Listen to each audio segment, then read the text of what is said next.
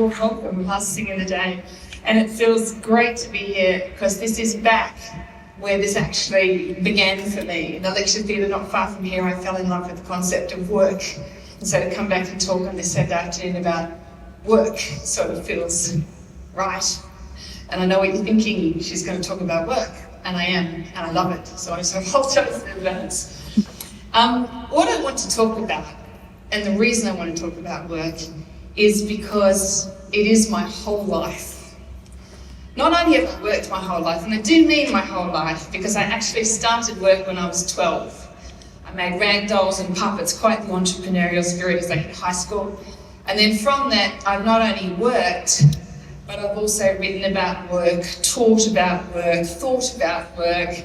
I've led work, I've thought about leading work, I've written about leading work, I've taught other people to lead work. I am obsessed by the fact that it should be inclusive and open to everybody and all of us. It is my life's work to make that possible. And 2 years ago, I had to stare into the fact that, like many before me, I had failed to achieve the impact that I wanted to achieve. So I didn't lose my lifelong obsession with work being open and more inclusive and being available for all of us. What I did instead was I walked away from a corporate career so that I could have a very different conversation. Because I fundamentally believe that we need to look at it very, very differently than we ever have before. And that's what I want to talk about. So there are very, very, very clever people with brilliant ideas about how work ought to work. But I want to talk about it in a much different way. And the reason I want to do that is I come from normal. And when you come from normal, you don't know what a gift that is until you get a bit older, and then you suddenly realise things that you've known your whole life that other people are discovering. When you come from normal, you realise how important work is. It's about turning up, contributing, being part of something and somewhere to go. You need hopes and dreams and opportunities like everybody else. Nobody has to teach you that because you already know it. So I want to talk about it from that foundation. 5 really simple realities that I think we could rethink, and I think we could rethink to tomorrow, maybe even today. Those 5 things are: what is work? Secondly, what is leadership? Thirdly, what if we just turned up just as we are? Fourth, merit is a myth. We just need to own that. And the 5th one is, let's think differently about where businesses sit in society. So let's start with the first one. Work is a part of life. In fact, it is a fundamental human right. It is Article 23 of the Universal Declaration of Human Rights. It is the right to work. It is not a work versus life thing.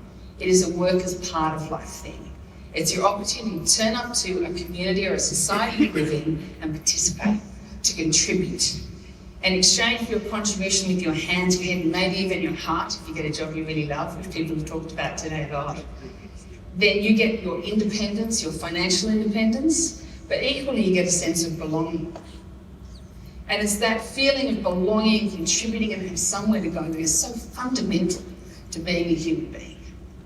And that's what work is. Nothing more grand than that, but so very fundamental to all of us. And if it's that fundamental, it should be available to every single one of us. And if we can think about work by that definition, very simple human rights, then we can think differently about leadership as well. There are libraries of books about leadership, libraries, but we have to consider that they're not right or they're going very wrong. If you want data, the one that you can't walk past at the moment is the most recent work from Jeffrey Pfeffer at the Stanford Grad School of Business. 120,000 deaths attributed to the anxiety of work and the way we work together. That makes the anxiety of work and the way we work together causing more deaths than diabetes in the USA last year. And yet, even faced with those sorts of facts, we keep talking about leadership as an individual thing. One story, one background, one life, one man, and we say a rock star to be worshipped.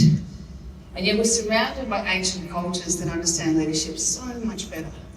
The Australian Aboriginals understand leadership as 2 things. One is collective, your impact on everybody else. And secondly, they understand it as what you're doing for your whole community. And yet right next to them, we keep talking about careers and leadership as gladiatorial battles to be king. And if we just stopped and said, what if leadership wasn't just about winning and beating everybody next to you? What if it was about your impact on other people? What if it wasn't about style or introversion or extroversion or gender or race or age or any of those things? It was just fundamentally your impact on other people. And that would mean when we talk about me as a leader, it doesn't matter about me, it matters how I impact you. And that is a very different way of looking at leadership, the impact on others. So if we start with work as a human right, and leadership as a relationship that positively impacts the people in the community around you, then we can change a whole bunch of other rules too. And the next one I really think we should change is turning up just as we are. When I first started at BHP as a trainee, I was the first girl given a degree traineeship in my field. I didn't know that was special until I got there, and they kept telling me over and over and over again, and they took my very shy 18-year-old face and put it on every internal magazine they had. And it did not come without great discomfort, because as an 18-year-old desperately wanting just to fit in, they gave me the King G industrial work pants, but they weren't made in girls' sizes because there was only one of me.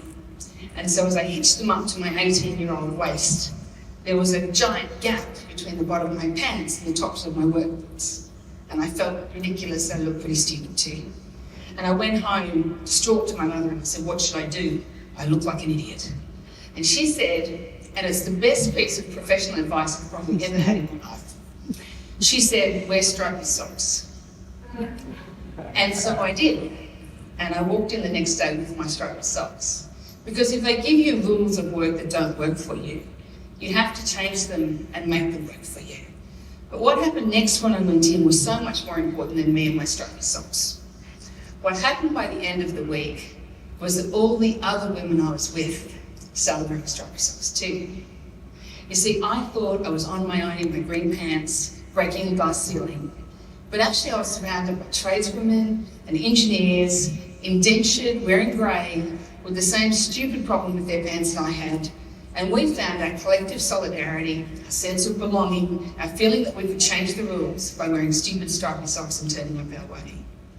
And that's sort of what we need to get to. I want to talk about merit because it is the one that we keep debating all the time, and it's a really important one to understand. But it is in fact a myth, and I'm sorry if someone didn't think that was true, because I didn't want to break it to you today, but it's a myth. There are 7 factors that will get you statistically to the top of an ASX 100 company. This is them, and most of us aren't born with any of them, or at least not the full set. The 7 are gender, male, education, private and single sex, socioeconomic status of your parents, high, race, it's a colour thing and it's a white thing, language, English first, religion. There are just 3 religions of the hundreds that exist that seem to get to the top. And strangely, perhaps even stranger than the rest, there are some sports that lift the whole team to the top.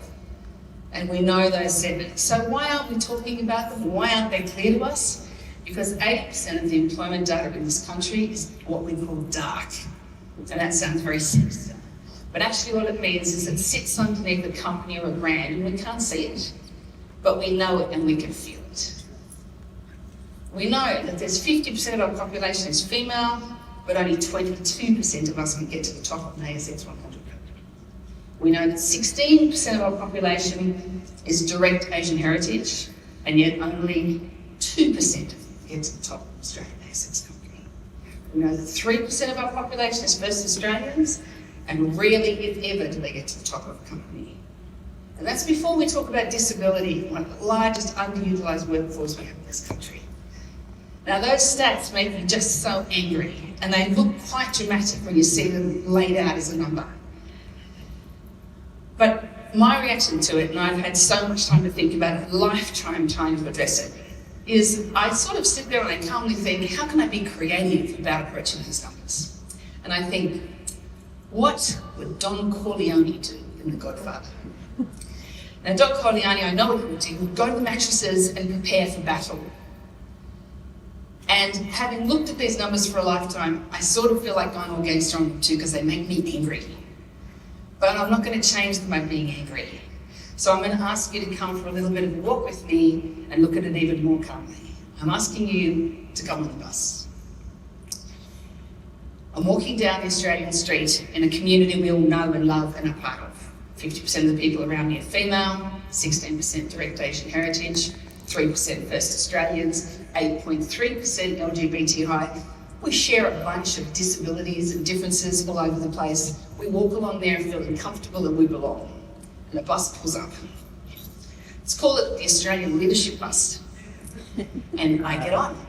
And as I walk into this bus, there are 50 people on it. Across the 50, there are just 10 women. And I know the mathematicians in the room will tell me it's actually 11, but one of the women is sitting down and she looks quite short.